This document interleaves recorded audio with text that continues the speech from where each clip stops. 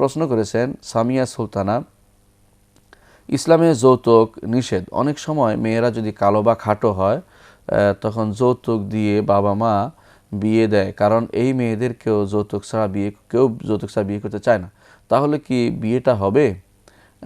আর যদি পরিপন্থী হয়, আর যদি ওই খাটো বা কালো মেয়েটা এমন যৌতুক দিয়ে বিয়ে করতে হবে বলে জীবনে বিয়ে না করে, তাহলে কি সুন্নতে পরিপন্থী হবে? মেয়ে তার বিয়েতে আগ্রহ আছে কিন্তু যৌতুক দিয়ে বিয়ে করতে চায় না। সামিয়া সুলতানা, আসলে যৌতুক হারাম, বিশেষ করে যৌতুক দাবি করা হারাম।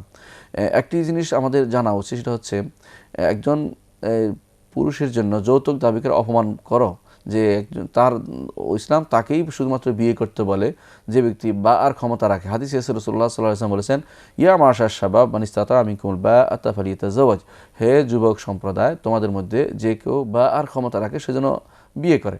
বা অর্থ হচ্ছে যে ব্যক্তি শারীরিক এবং আর্থিক সামর্থ্যবান সেই শুধু বিয়ে করতে বলেছে। এখানে এই মেয়েদেরকে যৌতুকের দাবি করে তাদের পিতামাতাকে বিপদে ফেলে অথবা তাদেরকে অপমানিত অবস্থায় ফেলে নিজেকে অপমানিত করে কোনো পুরুষ বা কোনো যুবক ছেলে বিয়ে করবে, এটা ইসলাম অনুমোদন করে না। কিন্তু তারপরেও যদি বিয়ে হয়ে যায়, যৌতুক দেওয়ার পর বিয়ে হয়েছে, সেই বিয়ে শুদ্ধ হবে। আপনি যে বলেছেন সেই বিয়ে শুদ্ধ হবে কিনা, হ্যাঁ, বিয়েটা শুদ্ধ হবে। গুনাহ হবে, আপনার যে যিনি যৌতুক নিয়েছেন তার সেটা গুনাহ হবে। এই জন্য আমাদের সমাজ ব্যবস্থাও কিছুটা দায়ী আছে। সেটা হচ্ছে অনেক সময় দেখা যায় যে বিয়ের পরে আর কন্যাদের দিকে বাবা মায়ের দৃষ্টি থাকে না। একজন সন্তানকে, ছেলে সন্তানকে পড়াতে বাবা মা যত পয়সা খরচ করে, মেয়েকে পড়াতে সেরকম পয়সা খরচ করে না।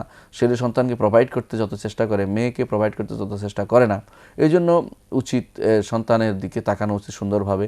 একটা মেয়ে বিয়ে দিয়েছেন বলে তার পরিবারকে কিছুই দেবেন না, মেয়ের পরিবারকে কিছু দিয়ে দিবেন না, মেয়েকে চলার জন্য মেয়ে বা মেয়ের স্বামীকে সম্মান করবেন না, এটা কিন্তু শরীয়ত বলে না। বরং রাসূলুল্লাহ সাল্লাল্লাহু আলাইহি ওয়াসাল্লাম তার স্ত্রী, তার কন্যা তার কন্যা ফাতেমা রাদিয়াল্লাহু আনহাকে জাহিজ দিয়েছেন। জাহিজত হলো যে সামগ্রী দিয়েছেন, যে সামগ্রী দিয়ে সে চলতে পারে।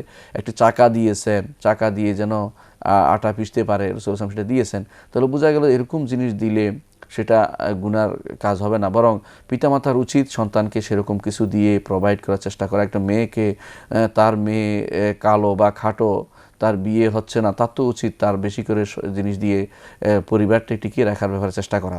এটাতে সে একজন স্বামীর দাবি হবে কেন, বরং একজন মেয়ের পিতার দাবি থাকবে, প্রচেষ্টা থাকবে সবসময় যে আমি আমার সন্তানকে প্রোভাইড করে দেবো, আমার সন্তানকে প্রচেষ্টা যাতে কোনো স্বামীর ভাই থাকতে পারে, এবং যেভাবে আমার একজন ছেলেকে আমি দেখি সেভাবে আমার মেয়েকেও সেভাবে আমি দেখবো, তাকে উপঢৌকন দিব।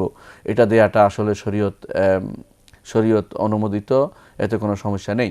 কিন্তু দাবি করে নেওয়াটা হচ্ছে যৌতুক। দাবি করে নেওয়াটার মধ্যে সমস্যা, এমনি সাধারণভাবে দেওয়াতে কোনো সমস্যা নেই, পিতা দিতেই পারেন, সেটা কোনো সমস্যা নেই। এখন যে জিনিসটা আপনি প্রশ্ন করেছেন, আপনি বলতে চেয়েছেন যে মেয়ের আগ্রহ আছে কিন্তু বিয়ের কারণে, যৌতুকের কারণে বিয়ে বসতে চাচ্ছে না। না, যৌতুকের কারণে বিয়ে বসবেন না এটা নয়, যেখানে যৌতুক নেই সেখানে বিয়ে বসবেন। আপনি উঁচু জায়গা যেতে হবে এরকম নয়। যদি এরকম কাউকে পান, দিনদার আছে, রাসূলুল্লাহ সাল্লাল্লাহু আলাইহি ওয়াসাল্লাম দিনদারকে প্রাধান্য দিতে বলেছেন। দিনদার অথচ তার আর্থিক অবস্থা কম অথবা তাদের সমস্যা আছে, এরকম কোনো জায়গা দেখলে আপনি অবশ্যই সেখানে এই করতে পারবেন, বিয়ে বসে যান, আলহামদুলিল্লাহ। কিন্তু আপনাকে উঁচু জায়গায় বসতে হবে, কোনো বড় ফ্যামিলিতে যেতে হবে, এরকম চিন্তাভাবনা যখন করবেন তখনই আমাদের সমস্যাগুলো তৈরি হয়। এই জন্য আমাদের চেষ্টা করতে হবে যে যেখানে বিয়ে হয় সেখানে অল্প চাহিদা যাদের আছে সেখানে আপনি বিয়ে বসে যান, কিন্তু বিয়ে বাদে থাকবেন না। একটা মেয়ে বিয়ে থাকার অর্থই হচ্ছে সেখানে সমস্যা তৈরি করা।